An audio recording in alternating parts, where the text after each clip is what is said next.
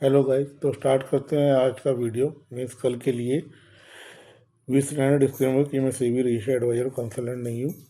अपने personal knowledge और experience के बेस पे निफ्टी के लेवल्स और मार्केट का बिहेवियर आपसे शेयर करता हूँ।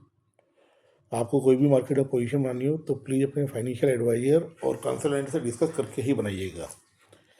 तो स्टार्ट करते हैं आज का वीडियो। तो देखिए, मार्केट फ्राइडे को 557 पॉइंट अप होकर के 23,897 के आसपास, मतलब 900 के आसपास बंद हुई। 23,900 के आसपास बंद हुई। मार्केट में बहुत बड़ा उछाल देखने को मिला फ्राइडे को। हालांकि जो इसके एग्जिट पोल थे महाराष्ट्र के और झारखंड के, वो वेडनेसडे को आ गए थे, जिसके हिसाब से मार्केट को एक रैली करना चाहिए था। लेकिन थर्सडे को मॉर्निंग में अडानी की न्यूज़ की वजह से मार्केट ने रैली नहीं किया और मार्केट जो 23,300 का लेवल तोड़ के 23,263 तक गया और उसके बाद में 23,300 से लेकर 350 के बीच में थर्सडे को ट्रेड करता रहा। तो फिर फ्राइडे को अचानक क्या हुआ कि ये रैली आई, क्योंकि जो इलेक्शन का असर आना चाहिए था या तो वो उस दिन आता या फिर वो मतलब कि अडानी की न्यूज़ को मतलब पचा जाता, लेकिन वो भी नहीं हुआ। और दूसरा सोचने वाली बात ये है कि एक स्टेट के इलेक्शन से मार्केट पे इतना क्यों इम्पैक्ट आना चाहिए, क्योंकि सेंटर में ऑलरेडी बीजेपी गवर्नमेंट है। अगर बीजेपी गवर्नमेंट स्टेट इलेक्शन जीत भी गई है तो उससे क्या अचीव फर्दर होने वाला है ऐसा। और ऑलरेडी भी जो अभी तक गवर्नमेंट थी वो महाराष्ट्र में बीजेपी की थी, तो एक तरह से कंटिन्यूटी है। तो उससे मार्केट के लिए एक पॉजिटिव ट्रिगर कैसे बन सकता है, ये एक बहुत बड़ा क्वेश्चन है। तो ये तो लगता है कि मार्केट जो है इस वजह से ड्राइव नहीं हुई है।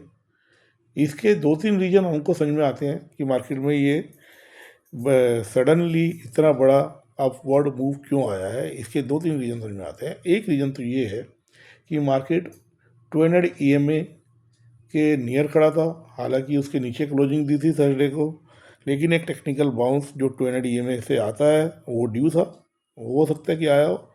और एक अडानी की न्यूज के बाद थर्सडे को शॉर्ट्स बहुत एक्यूमुलेट हो चुके थे। भले मार्केट तो भी 23,300 से 23,350 के बीच में ही सस्टेन कर पा रहा था, बट उस दिन शॉर्ट्स काफ़ी डेवलप हो गए थे, क्योंकि लोगों को ये था कि इस न्यूज़ की वजह से मार्केट और ज़्यादा गिरेगी। हालांकि इशू वो छोटा नहीं है, इशू बहुत बड़ा है कि एक न्यूयॉर्क की कोर्ट ने गौतम अडानी, सागर अडानी समेत 7 लोगों के अगेंस्ट में अरेस्ट वारंट इशू किया है in the case of FCPA, means foreign corrupt practices act करके एक एक्ट है US का। उसके अंदर उन्होंने जो सज़ा सोची है कि 5 साल की सज़ा और जुर्माना हो सकता है, तो उसमें उन्होंने अरेस्ट वारंट इशू किया है। तो इशू वो छोटा नहीं है।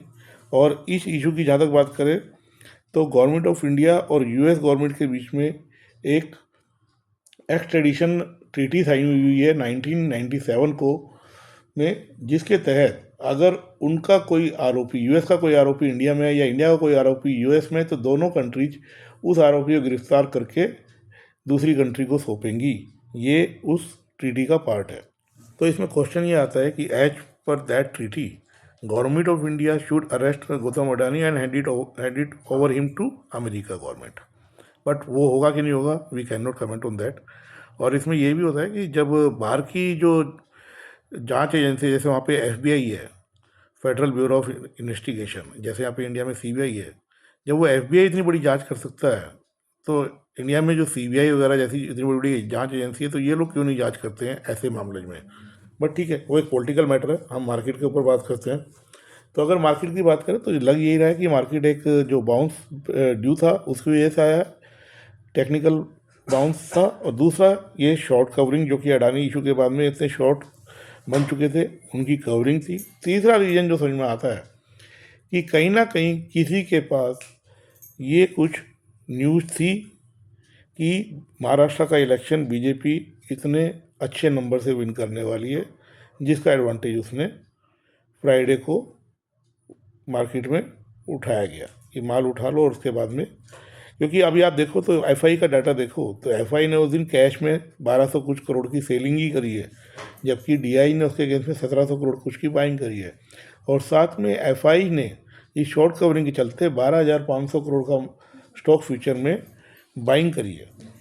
तो मीन्स ऐसा नहीं लगता कि उन्होंने इतनी मोटी बाइंग इसीलिए करी है कि वो मार्केट को लॉन्ग करना चाहते हैं। अगर FI बाय करना चाहते तो नीचे नंबर लेवल से बाय करते और उसके बाद ऊपर जाना चाहते।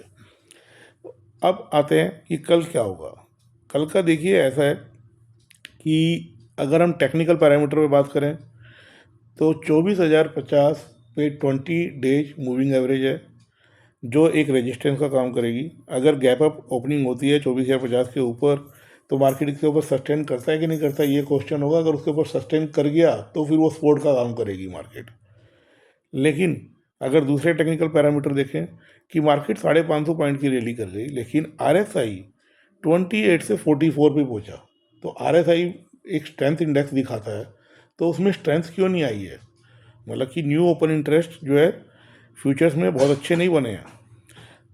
दूसरा, मतलब शॉर्ट कवरिंग ज़्यादा हुई है। एक फ्रेश होता है कि फ्रेश बाइंग आए, लेकिन ये शॉर्ट कवरिंग हुई है। अब तीसरा आता है कि MACD लेवल। MACD में ब्लू लाइन ने रेड लाइन को क्रॉस नहीं किया है। ये भी एक बेरिशनेस का साइन है कि इतनी बड़ी रैली आने के बाद भी blue line orange line red line को क्रॉस नहीं कर पाई है। और बाकी हम आपको बता ही चुके हैं कि 20 डेज मूविंग एवरेज है 24,050 पे, जो एक रजिस्टेंस का काम करेगी। अगर एक बड़ा गैप अप होता है उसके बाद मार्केट सस्टेन करेगी, ये एक क्वेश्चन मार्क है। अगर सस्टेन करेगी तो ये 20 DMA से सपोर्ट का काम करेगा। अदरवाइज मार्केट में डाउनफॉल भी एक बहुत शार्प आएगा, क्योंकि FI ने उस दिन 12,500 करोड़ की जो स्टॉक फ्यूचर में बाइंग करी है, तो वो सेल में तब्दील भी इतनी तेज़ी से ही होगा। तो इन सब सिनेरियोज को देखते हुए आपको वॉच ये रखना है कि मार्केट 24,050 के ऊपर टिक पा रहा है कि नहीं टिक पा रहा है। अगर 24,050 के ऊपर मार्केट हाफ एन आवर भी टिक गया तो ये समझ लेना ये रैली अभी 1-2 दिन और रहने वाली है। और अगर ये 24,050 के ऊपर नहीं टिकता है तो फिर मार्केट में अगेन डाउनफॉल चालू हो जाएगा। जो बेरिशनेस थी वो बेरिशनेस बनी रहेगी। तो ये हमारा कल के लिए मार्केट के लिए एक रुझान था। अगर आपको हमारे वीडियो अच्छी लगी हो तो प्लीज़ लाइक कीजिएगा, और ऐसे वीडियो हम डेली बनाते रहें। इसको मोटिवेट करने के लिए प्लीज़ हमारे चैनल को सब्सक्राइब कीजिएगा। Thank you.